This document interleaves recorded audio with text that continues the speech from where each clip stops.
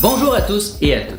Aujourd'hui, dans ce nouvel épisode du Maître psychédélique, je vais aborder le thème du renouveau archaïque de l'ethnobotanie. Donc si ça vous intéresse, demeurez à l'écoute.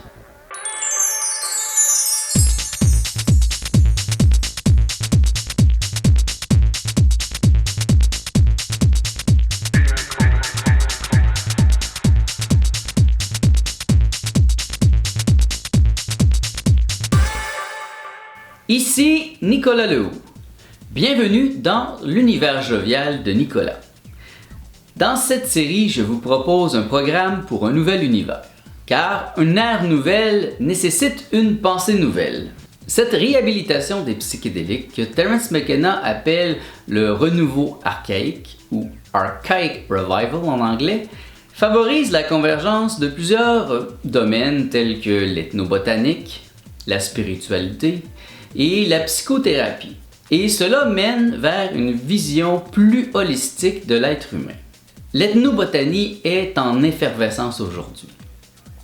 En effet, avec la quantité et la qualité d'informations disponibles, notamment par l'Internet, il est maintenant de plus en plus facile de faire pousser nos propres entéogènes. L'ethnobotaniste amateur peut apprendre à reconnaître les plantes psychédéliques. Par exemple, les gloires du matin, les champignons, la datura poussent presque n'importe où et il suffit donc d'apprendre à les reconnaître pour pouvoir se les procurer gratuitement. Avec un minimum d'effort, on peut même les faire pousser chez soi. Et grâce à l'Internet, il est possible de commander des plantes de n'importe où sur la planète et aussi de partager de l'information à leur propos. Des sites comme Heroid contiennent de l'information claire et précise, des trucs, conseils, recettes, témoignages, etc. De plus, dans des boutiques spécialisées en ethnobotanique, on peut acheter légalement de puissants psychédéliques tels que les San Pedro, la salvia, l'iboga ou les plantes nécessaires pour créer du ayahuasca. Tant et aussi longtemps que les substances synthétiques seront illégales, il sera toujours plus bénéfique de se retourner vers l'ethnobotanique. Et cela maximise les chances d'avoir une expérience positive et saine et en même temps, cela élimine la paranoïa. Les entéogènes sont utilisés comme des outils spirituels depuis le début de l'humanité. Les théories les situant à la genèse des religions et des traditions spirituelles gagnent de plus en plus de crédibilité. Les traditions religieuses ont utilisé les psychédéliques comme une aide physique aux pratiques religieuses et sacramentales. Par exemple, les Védas, les plus vieilles écritures sacrées sur Terre, parlent du soma, un élixir fait à base du champignon Amanita muscaria ou Stropharia cubensis. En Inde, Patanjali cite le yoga d'herbes contenant de la lumière comme étant une voie valide sur le chemin de l'illumination.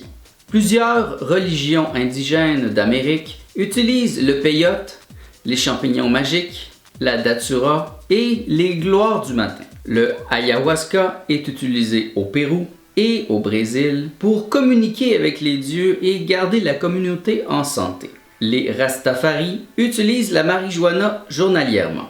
L'utilisation spirituelle de telles substances soulève encore aujourd'hui des débats dynamiques. En effet, depuis les années 60, de plus en plus de gens sont menés vers le bouddhisme par une expérience transcendantale catalysée par un psychédélique. Une des recommandations du Bouddha est de ne pas abuser des intoxicants. Certains croient ainsi qu'il ne faut pas prendre d'intoxicants. Ils pensent ainsi que l'on devient prisonnier de ce type d'expérience, qui n'est pas la non-expérience que recherchent le bouddhisme et le zen. D'autres croient plutôt qu'il ne faut pas abuser des intoxicants. Cela est la voie du milieu. Il est pourtant indéniable que le bouddhisme devra dorénavant vivre en symbiose avec les psychédéliques. En effet, le LSD nous catapulte au-delà de nos structures conceptuelles. Il nous dégage. Il passe outre notre habitude à nous identifier à nos pensées et nous met dans un mode non conceptuel très rapidement. Les états mystiques alors obtenus à l'aide de psychédéliques sont tellement similaires à des états atteints par des méthodes traditionnelles, comme la méditation, qu'il est virtuellement impossible de les différencier. Voici d'ailleurs une des rares citations que j'ai trouvées de Ken Wilber qui aborde le sujet des psychédéliques. Si l'on regarde les données de Stan Grof ou celles des gens qui font une série de sessions psychédéliques intenses dans le bon endroit et dans le bon état d'esprit, ce que l'on trouve, c'est que certaines, et non pas toutes, mais certaines personnes vont avoir l'expérience de l'état causal pur, un one taste, une véritable expérience de l'état de samadhi. Et c'est ce qui fait que cela en vaut la peine.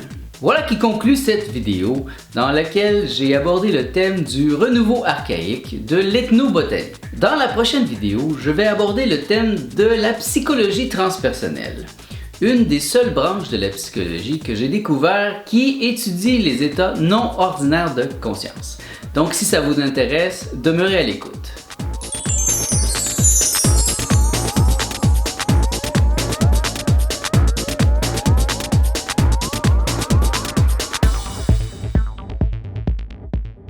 Mon nom est Nicolas Lehoux, merci d'avoir été à l'écoute de ce nouvel épisode du Maître psychédélique. Si vous avez apprécié cette vidéo, eh bien laissez-moi un pouce, ça va aider d'autres personnes à la trouver, ou partagez-la sur vos réseaux sociaux afin que les psychédéliques soient de mieux en mieux compris.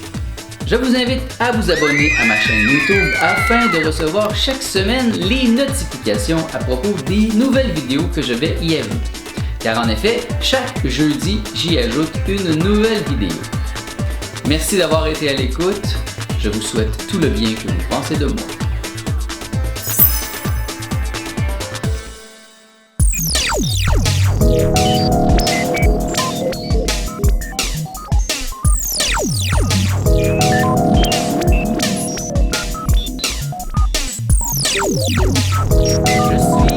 Je suis le maître psychédélique. Je ne passerai pas, je ne passerai pas, je ne passerai pas encore bien longtemps.